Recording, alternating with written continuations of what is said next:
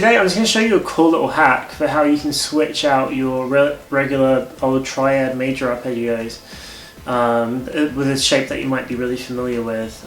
If you've got my course, Sweep Tapping Mechanics, or my Advanced Shred Bundle course, you definitely would have seen this shape. I use a regular major shape a lot, but this is how you can transform that major arpeggio into a sus2 arpeggio and give it that floaty, very it's kind of got this sound to it. So I did that from C. So I suppose another voice thing might be so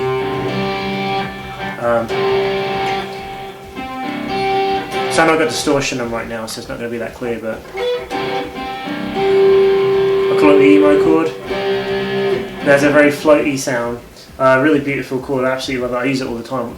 So now I use this, if you're familiar with your chord progressions in your harmonised major scale, I always use this, pretty much always, on the, use this chord type on the 1 chord and the 4 chord.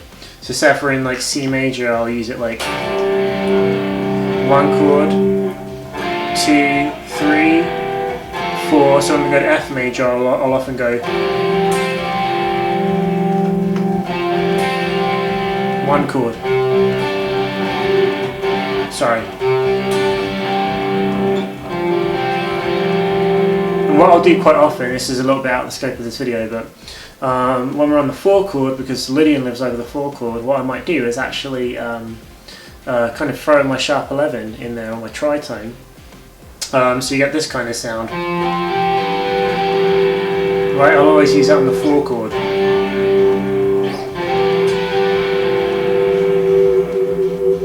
Anyway, so getting back to sweep picking, because chords are just arpeggios, just with the notes played together, and arpeggios are just chords, the notes played separately, we can use our little bit of knowledge, our theory, to really look at how we can transform our sweep-friendly shapes into really targeting a different tonality than just major or minor or diminished triads. There's nothing wrong with them, they're fantastic, I use them all the time, every day, but we can throw some other curveballs in there. So what I mean by that is if we just take a listen to a regular old C major chord. Right, so if I'm going to sweep that, I'm going to go 15, 19 on the A string. I'm going to go C, E, we're going to go, so we're going to go 1. I'm going to speak intervallically here. If you're not sure about intervals or what intervals are, check out my video on intervals, I'll put the link below. So this is how I'm able to figure these out really quickly, is because I do the interval workout quite often just to sharpen my skills of being able to find my intervals on the fretboard. If you can find your intervals really well, then you can find your chords and your arpeggios really well. So it just makes life so much easier. But, so if we've got a regular old C major arpeggio, I'm going to go 1, 3, 5, 1, 3, 5, hammer onto 1 again, and I might tap on the 3 here on 24, so I might have something like this. If I want to tap. So cool enough, right? Cool little major arpeggio, but what if you want to get that sus2 sound we were playing earlier? For those of you that know your theory, major triad is just a 1, 3, 5. Simply to get a sus2 triad, we'll literally just take the 3, bring it down to a 2, drop it down a whole step, and you get sus2. Let's put that theory into practice. So we have the 1 here, where I said I'd hammer onto my 3. I'm actually going to hammer onto my 2. Now you're starting to introduce that floaty sound. I've got my 5, 1 here. Now here where I would go 17 on the B string to play my major arpeggio, I'm going to drop that 3 down to a 2. So basically, in simple terms, all of your E notes from a C, E and G in a major triad is going to go C, D, G. So all the E's are going to become D's. So we've got the 2 here. 5 on the high string. We're going to hammer onto our root. And we'll tap with our right hand onto D, which is our 9, or sorry, our 2 in this case. 9s are just 2s. So 1, 2, 5, 1, 2, 5, 1, 2. So I'll just talk through the frets. 15, 17, hammer. 17, 17. So you're going to bar that with your ring finger. And then your fast finger is going to roll and go 15, 15, 2 high strings, hammer to a C, tap on D, which is your 9, back up the way we came. So you get this kind of sound with the regular arpeggio. If I want to tap it, I might tap onto D.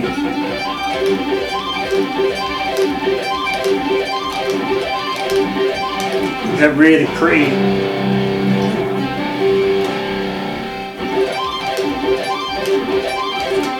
So again, everyone, you can use this on the 1 and the 4 chord. It's always going to sound really, really cool in those two areas. You can get more inventive with it too. If you can maybe throw in like I don't know how hard this is going to be to play, but you could even make a sus2 sharp 11 one off of your 4 chord. So if you go to like F major, we've got F sus2 here.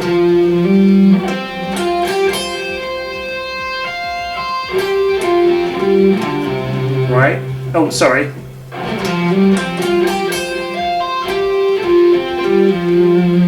Could even go add the tritone on the 4, so that 9th fret there. This is not really sweep friendly, but just sort of figuring this out here. Yeah, you could totally do that. Maybe instead of hammering onto the root, because that's quite a stretch. Well, I suppose we could play our 5 there.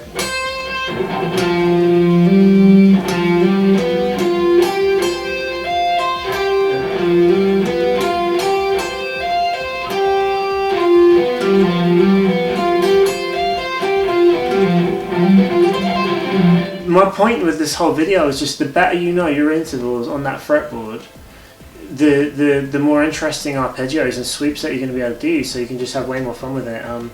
I should jump into this more often, to be honest. I've done so many triad sweeps and 7th sweeps in my life that I could probably, really dive out and try some new ones, or like on my next album and stuff like that. So I'm looking forward to doing some more of that. I hope that's been helpful to you.